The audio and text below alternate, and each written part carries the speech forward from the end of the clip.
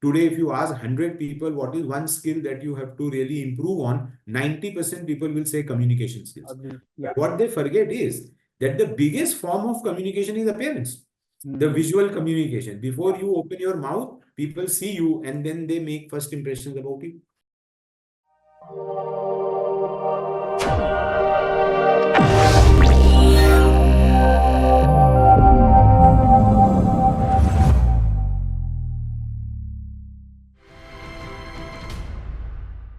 Hello and welcome to another episode of this amazing podcast that I've been running for the last few months. It's navigating life through the human compass. And today on my podcast, a very special guest. And the reason why I say so special is I myself had met my guest maybe a decade ago, where I was at my crossroads of my own career. And he was personally there to guide me, channel my thoughts and take me in the right direction. And it's such an amazing time as I talk to him on the other side of the screen, to the same person who probably shaped my life in the last 10 years. Introducing my guest today is Mr. Rakesh Agarwal.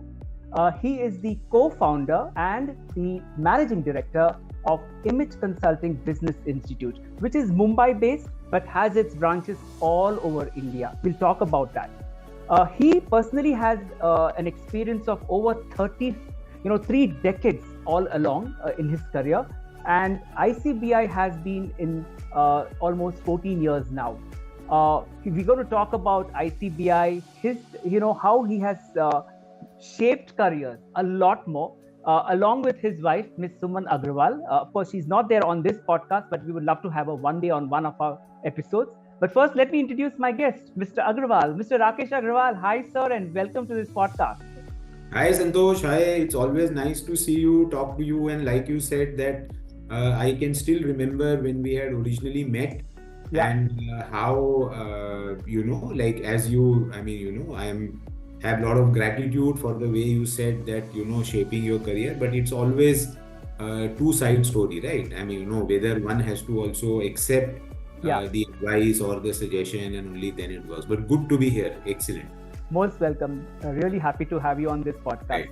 So my first question to you, Mr. Agarwal, is image management as a concept or as a career. A lot of people don't know what it is all about. Maybe you should share a little bit about why is image management so important. And the reason I say this is I remember you sharing your thoughts, in our earlier first few episodes, first few lectures, where you always said, even आपको वो किराना shop में जाना है, तो भी आप make sure you are well dressed. That's where the image starts. You build on, right? So maybe if you could share your great thoughts on what is image management all about. Yeah. So if you actually look at it, and there are certain industries where people maybe they get fooled by the name. So let's say image management. Image management sounds like a very heavy duty name. Yeah. You are right that when we started almost 15 years back, nobody had heard of it. In fact, I remember one incident in one of the seminar where after some half an hour of presentation, one lady got up and said that I think I am in the wrong seminar, because I thought this image means about X-ray imaging and things like that. So we have gone from there till where it is now. But image management is actually very simple. If you get down to the meaning of it, so basically image management stands for appearance, behavior and communication. So the way you present yourself, the way you appear, the way you behave with others and with yourself, your habits and how you go about your life, and the way you communicate with others. So what happens is that research has proven all around the world that these three actually constitute to over 80% of career success, and the technical skills, domain knowledge only means 20%. So image management touches lives of everyone. But like I said, why people get fooled? Because when you hear image management, sometimes people think of image management as PR, but you can also call it like a soft PR, right? Where you are marketing yourself. You are, no matter who you are, you need to get marketed, and otherwise people will not. Sometimes what happens is that people confuse this with oh, these people already know me, or this is what happened, no matter what my image is, how does it matter? But you know what, when you get down to it, what you understand, that image management is necessary, is present in every moment of life. I mean, and especially if achievement of your goals, if opinion of others have a role to play in that, then image management is essential for you. And the question is, why not? I mean, why should you not look good just for even for yourself? Why only for others? Why don't you? I mean, today everybody talks about habits.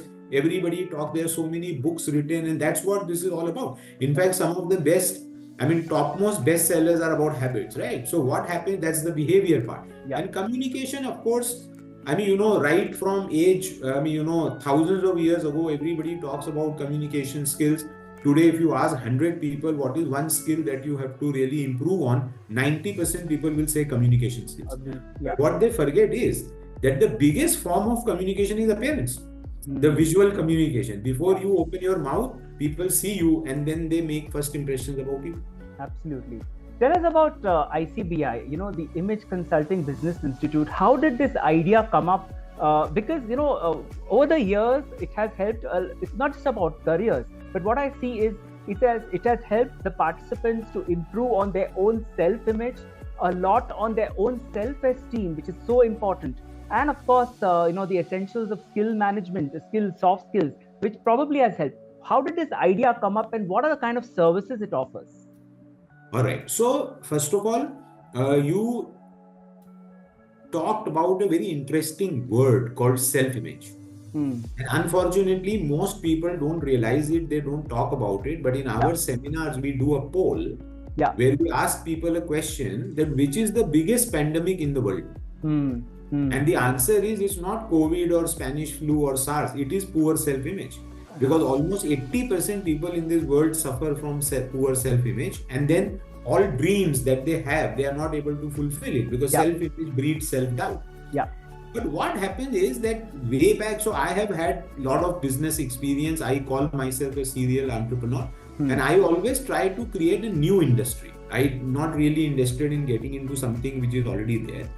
And I had an education stint in an education industry for almost 10-12 years. So way back in 2009, we were thinking of starting something. And I realized that image management, soft skills, which is appearance, behavior, communication, is going to be need of the hour. I mean, as things move, as India, the, hub of the largest young talent pool, these things are going to become very, very important. Now, at that time, we had two ways to get into it. One way was that we could have started offering image management and soft skill training services and help people improve their self-image, self-esteem, appearance, behavior, communication. But, that business person kida, I mean, in my mind, that entrepreneurial bug, I realized that, even if we started doing it, that the impact that we will create will be limited. Of course, as one company, how many people we will be able to consult? And at that time, a very interesting thought came into the mind that while millions of people need this, there are thousands and lakhs of people who are looking for a self-employment based career opportunity. Because, entrepreneurship, like I said, is like on the rise. I mean, given a choice today, everybody would want to be on their own rather than doing a job. But they don't know what to do. They could not get an opportunity. So we said, why not kill two birds with one stone? Beautiful. That we create a course which becomes an opportunity for these people who are looking to start something of their own to become a certified image consultant and soft skills trainer and then support them to offer the image management and soft skill training services to the world. So as a result, what happens that there will be at some period of time, thousands and lakhs of these professionals, and the impact is going to be much larger. Impact is going to be much huger. And we have already touched the lives of more than 2 million people. I mean, through the students that we have trained. So that's how this whole idea came, and then we constructed a program. We got it accredited by the best institutions in the world, and we started offering this program, and people started coming and doing for the program. Like even when you came, I mean, the program, soft skill training program, image consulting program. That's how the whole journey started. Wonderful. There are a lot of students who would love to take this as a career, a full-time career in their in their career journey. More so from the tier 2, tier 3 cities as well, because there the kind of awareness is beginning to grow. And I'm sure you've seen that journey in the last decade, how image management, and I kind of distinctly remember, sir, coming to the, the inauguration of your office in Andheri. And then from there on, that journey started. And I remember you sharing your, through your news updates, hey, that, we started a branch in Surat, now we are moving to Hyderabad, different branches, that entire journey. So there is a lot of demand, and I'm sure there's an amazing talent that is available across pan-India and even worldwide for that matter. Maybe if you could share with us and break down what is exactly this image management all about. Yeah, so if you see, when we started, the things were a little different, because we used to talk about a center and we had all offline. I mean, after COVID, we have completely moved online. And today we have students from more than 50 cities in India and more than 28 countries in the world. Wonderful. And who are doing our courses. And we have some excellent talent. I mean, the beauty of this industry is, see, there is a fallacy which is there in consulting training industry always, where people feel that, I mean, that if you want to be an image consultant, you want to be a soft skill trainer, you have to be like a cut above the rest of the world. And, you should come with a chip on your shoulder. But it's actually nothing like that. See, training, consulting as an industry, I mean, I have always claimed, even on public forum, that anybody can become a successful image consultant, soft skills trainer. It all depends on who are you consulting. So there is the degree of difference, right? I mean, if you go to so it's like your success depends on your target market. Whom are you choosing? Your success doesn't depend in absolute sense how good you are, because there is no barometer for it. But today, we have students from places like Alwar, we have places like Rohtak, places like Bahadurgarh, Viraval. I mean, they are doing so well. I mean, in terms of that, when we hear their success stories, or when people are, I mean, like the testimonies of their clients, I mean, in terms of how their lives changed, they got promotion, they got a great job. See, because understand one thing, it's not like, I mean, something which is momentary. Like, for instance, if let's say, I mean, I'm sure you would agree that there is a person, because I also know that you do some work in colleges and things like that. I mean, think about it, that when a guy gets a, let's say, 2-notch better job, because of the training that he has undergone, the job readiness training given by an image consultant, soft skills trainer. And what happens is that, let's say, if he gets 5,000-6,000 more salary than what he would have got otherwise, had he not taken these inputs. I mean, if you imagine that this has a compounding effect on his entire khana.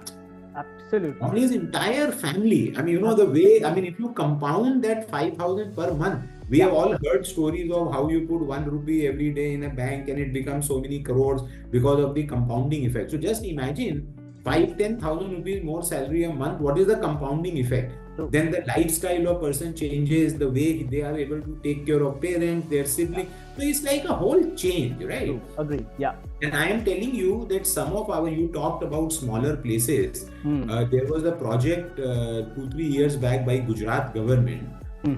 They called it a finishing school project, where they went and trained government college students on job readiness in like small towns and villages. Okay. Thousands of colleges and, I mean, maybe more than 1 lakh students. And when they impaneled their trainers, many of their impaneled trainers were our students, and from Gujarat. And they went there and they used to tell a story that, sir, when we go to that college, and we are training that batch on how to be prepared for a job interview to get a better job. Outside, their parents are sitting. And when we come out of the classroom, they kind of fall on our feet that, thank you, sir, you have trained our child. Wonderful. If he gets a good job, he's saying that feeling. I mean, so that's how we also created a kind of a campaign at that time called More Than a Paycheck. I mean, that yes, you get money, that's okay, but this is priceless. True. I mean, when you get this feeling that you have made a difference in somebody's life permanently, I mean, what happens then on. So I think it's just a beautiful feeling. I mean, and then it's not about whether you come from 2 tier, 3 tier. I mean, the big city, the potential is same everywhere because it's all about how many consultant trainers vis-a-vis how many people who need it, and everybody needs it. Yeah. And the best part is, I am sure we all, I mean, all your viewers know about this government of India 15, 20 years back, this huge skilling. Yeah. I mean, the whole revolution which happened. Today we have a skilling ministry. I mean, it's skilling and entrepreneurship. Yeah. And NSDC, and they offer courses for different sector skill councils for underprivileged people to get employed. The best part was that about 5-6 years back, and I was also invited as a guest speaker in that, and this skilling ministry did an entire conference on need for image building and soft skills in that whole sector, because they realized that even though they are underprivileged, even though they are getting trained in agriculture, telecom, running lathe machine and things like that, but still they are not getting job. Yeah. Because so after that, even government mandated a 160 hour of curriculum in soft skills and image building, even at that level. Yeah, imagine. That's amazing. So a lot of times people feel that, image management, soft skills is for the rich and famous. No. And, one of the most proud moment for us was, we also have an association, and through the association, when we did training, job readiness training in places like Tihar jail, in Jhajjar jail for the prisoners, because today in jails, there are a lot of job readiness effort that, okay, when you come out of the jail, what happens? Because if you need to get reformed, it is important for you to get a good job, because otherwise maybe you will go back to the criminal activity and you won't get anything. So this is like movement in the society, no matter. So like we say that even from the somebody's slum dweller to CEO, everybody needs image management and soft skills. In which format you need, how do you need, that may. Yeah. That's a great point you brought out, because it's a myth buster, right? It's not about rich, it's not about English. It's all about, one's passion and the interest and the ability to speak, to talk to people, right? So I'm sure you get people who participate in your course, in the courses of ICBI, from a wide spectrum of the society.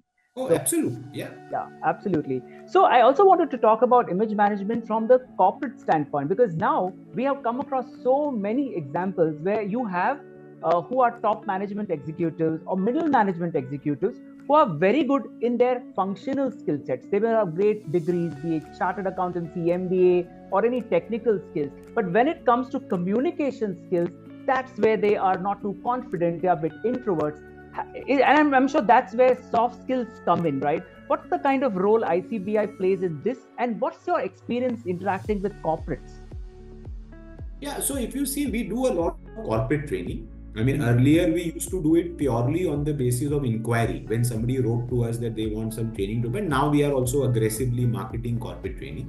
Okay. And we see that people are quite open to it. I mean, in the sense that, let's understand, if within the corporate, if you look at the company as a whole, or if you look at each individual. So today what happens, let's say a company has to promote somebody to a president level. Yeah. And there are, let's say, 10, 15 vice presidents. Yeah. Say banking. Just we take an example of banking industry. Now understand that all those 10, 12 vice presidents are good, right? If they wouldn't be good, they wouldn't be vice president. Right? Correct. Now the promotion from a vice president to president is not going to be on your banking knowledge. Because that everybody has, right? It is going to be on that extra thing that you bring to the table, that X factor.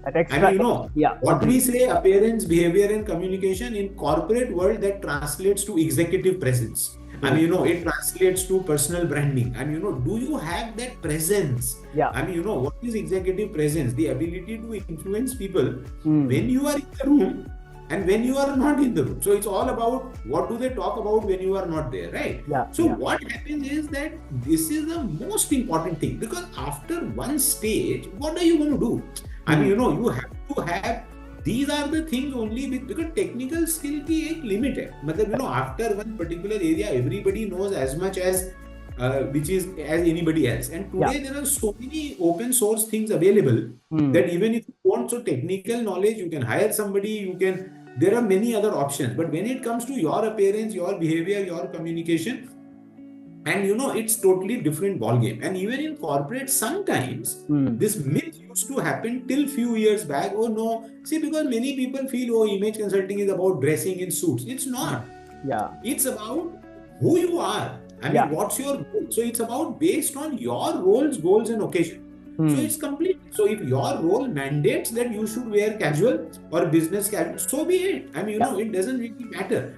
And it's like casualization also, it should not happen, or because this company did it, we should also go casual. No, it depends on what you do. It depends on what your market share is, what is the kind of industry that you are dealing in. And there are so many examples of companies who in India, looking after their other offices in US, started dressing casual, and then it turned around, happened that in US, people hired image consultants to teach people again in terms of how to dress better. Wonderful. So the whole idea is that it's like, it's like when I would like to quote here something that, Judith Raspan, who is our curriculum partner, she is world #1 image consultant. The time has come that if you dress nicely, sometimes people make fun of you. Oh, why are you so dressed up? I mean, because they are not able to do it. So there is a habit, right? I mean, they would point fingers at it. And she had this beautiful answer. So I am dressed up because I wanted to show respect to you. Wonderful. So this is what people have to understand, that when you dress well, you behave well, you communicate well, you are being respectful to others. You are giving them a feeling, I care about you. You are important to me, so I made the effort. Agree. Got it. Of looking nice. I mean, that's the whole idea. I mean, and why not? I mean, it just makes you feel good. I mean, one of the... Today we talk so much about mental health. I mean, if you research, one of the feeling down, feeling depressed is appearance anxiety, the feeling that I don't look good enough. So that's what it is. I mean, these are the factors, these are the softer skills, I mean, which will take you ahead in life. So, any great examples to share? I'm sure lots of students are now very successful entrepreneurs through ICBI in India and otherwise. Any great examples to share, which probably motivates our listeners to come forward and take up these as very serious careers? Absolutely. And today, I will talk about, I mean, it becomes, because we have so many case studies, it becomes even unfair to talk about few people and not talk about rest. But I would take a safer ground and I will talk about, because our association is also there, Image Management Professional Association, and they also offer levels of certification, the highest being master level. So I will talk about 3 people who got the master's level certification from this association. The first one being Binaisha Kharas. Binaisha Kharas had joined our course when she was 19. Wow. She was one of the first youngest students way back in 2010-2011. And today she is the senior most certified image consultant in the Indian subcontinent, after Suman, of course. Now, Binaisha has been a dyslexic all her life. She had learning disability. And one day she realized, if you see her story, one day she said that I have to first work on my image. And I have been waiting for some magic to happen that I will get cured. And one day I realized that magic is only within you. And that is when she saw our ads and she came and did the course. And today she has clients spanning all over the world. Wonderful. And similarly, Diya Khurana from Vadodara, who is another image master, a homemaker background. I mean, like suddenly decided that no, I want to do something with my life, and they came, and she today is like ruling the world. She is doing business. She is doing business training. Then we have Anshu Gupta from Delhi, who came with a fashion design background, doing extremely well. I mean, like making difference from all over, clients from all over the world. And like that, we have, like I said, people from smallest of the places, and they are doing so well. That because everybody needs this, right? This is a universal need. It's just that maybe the word image management, soft skills sounds very technical, but when you break it down to appearance, behavior, भाई आप जैसे दिखते हो, जैसे behave करते हो, जैसे communicate करते हो, then everybody understands that yes, I mean, this is most important. This is how it is. Absolutely. We have like thousands of examples of people who are doing so well, no matter, and especially what has happened is, that today, after COVID, one of the biggest things that have happened in the positive side, so many negatives happened, but the positive side is that geographical boundaries have been broken. Correct. Yeah. So today it doesn't matter. For all you know, you could be a consultant sitting in Rohtak, consulting a client in New York. Agreed. It makes no difference, right? I mean, there was a time कि ये फर्क पड़ता था कि मैं यहाँ हूँ, मेरी option limited है, but now that's no more. Everywhere, because today is the world of online, and it is progressively going to become more and more the same way in times to come. Yeah, wonderful. Very, very inspiring stories to hear from you, sir. Let's talk about India, right? In its next 25 years, the Viksit Bharat mode that India is heading towards. Amazing career opportunities, and more importantly, we have India's rich dividend that comes from the demographics. We have the 25 plus, 30 plus age average category of youth who could be, really spearheading a lot of revolutionary India ahead. That's my first question. And what about ICBI? What are the plans ICBI has in store for this youth in terms of the future ahead? Yeah, so see, first of all, understand that India, I'm sure everybody knows, and I'm proud to say this, that India is not what it was 10, 15 years back, right? I mean, India today is kind of emerging as a superpower. I mean, suddenly everybody in the world, people are talks about India. And India has a huge opportunity. See, talent pool, India always used to rule. Yeah. I remember, and this is so interesting, I remember this is like 35 years back when I was studying abroad in Boston, way back in 86, even 38 years back. Yeah. And I noticed that, so I used to do very well in my exams and things like that. And then, I mean, my friend would sometimes, like somebody I meet new, oh, where are you from? I am from India. And their immediate response, oh, no wonder you are doing so well. I mean, so that Indians are very intelligent, very brilliant, that even 30, 40 years back also everybody knew. Yeah. The problem at that time was that maybe there were not many opportunities perceived in India. Yeah. So people ran towards abroad, people did. But today the scenario has completely changed. I mean, today, earlier we used to read, oh, somebody got placed in some US company for so much salary. Now that's happening in India. I mean, so many people are hiring talent. And government has done a lot of skilling project, made people aware. The Made in India movement, you see the startups. In the way the unicorns are getting churned out. I mean, the way the talent is, the social media. I mean, in every field is just mind-blowing. And today people have realized that, I mean, it's like, it's not that the business is now, restricted to that brick and mortar kind of a thing.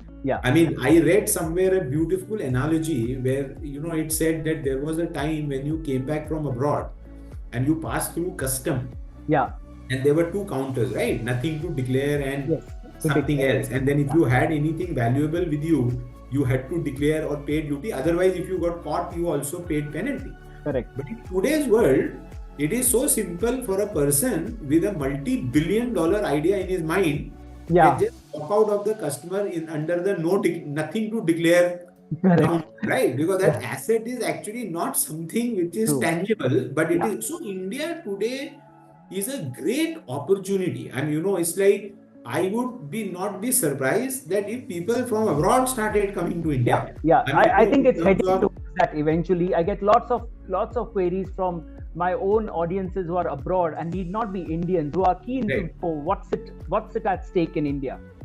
Absolutely. So what happens is that I think today, and especially the way in future, see, another advantage in India, what happens is, and it always happens, that, it's like, so technology came late in India.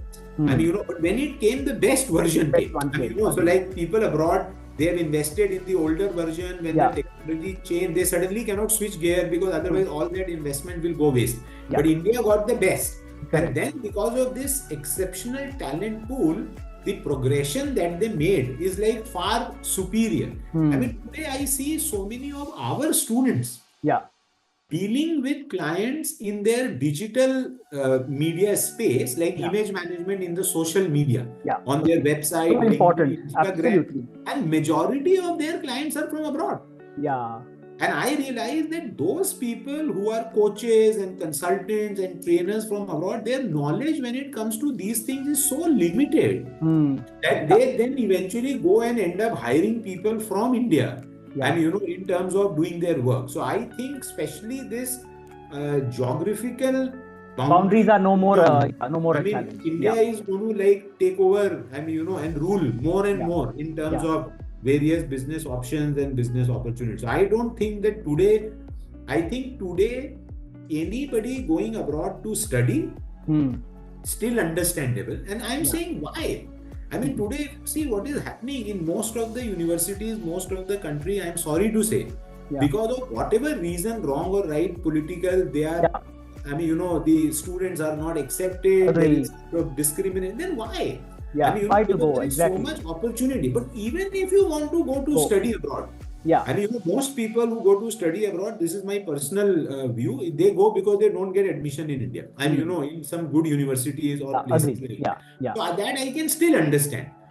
Staying there for a job or doing business just doesn't make sense because you will have far more opportunities in India as compared to what you will ever have anywhere abroad. Absolutely, absolutely.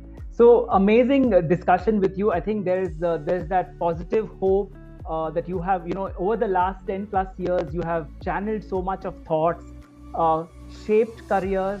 I also believe you've counseled so many students, right, who probably came to you in those years and now even continue to come. So that's amazing. And I think that's a wonderful work. Mr. Agarwal, you and your wife, Ms. Suman Agarwal, have been doing not just for ICBI, but as a nation building as a whole.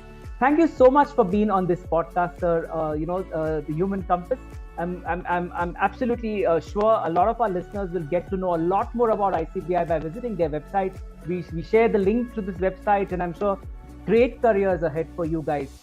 Do look forward to see ICBI, and there's so much happening in India. So that's what the clearest message and the most positive message from Mr. Agarwal. Thank you so much, sir, for being on this podcast. Thank you, Santosh. Good to be here. It's like a life coming full circle, and absolutely. You here. And well, with that, absolutely. And well, with that, we come to the end of this episode of this podcast, The Human Compass, on another guest coming soon on another episode of my podcast. Stay tuned for now.